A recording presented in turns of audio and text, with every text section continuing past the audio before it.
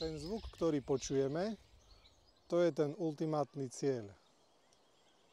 Keď prejde dosť rokov, presne s takýmto zvukom sa budete zobúdzať v projekte Poľana krásne sady.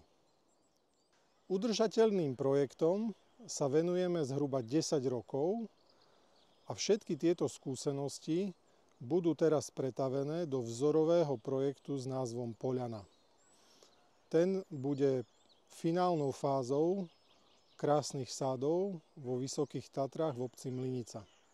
V projekte Poľana úplne prirodzeným spôsobom pracujeme s veľmi nízkou zastávanosťou 5%, s veľmi vysokým podielom zelene, viac ako 40%, a s veľmi nízkym počtom jednotiek, ktoré pripadajú na jeden objekt.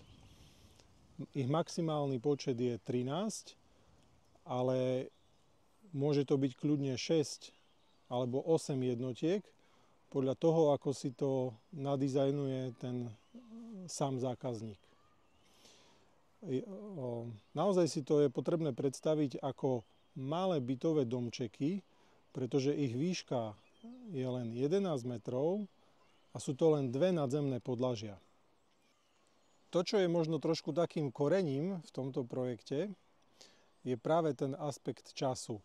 Že tá prvá generácia, ktorá prichádza, tak ona to prostredie vytvára, ale až tá druhá alebo tá tretia generácia úplne naplno dokáže užívať to ovocie toho prostredia.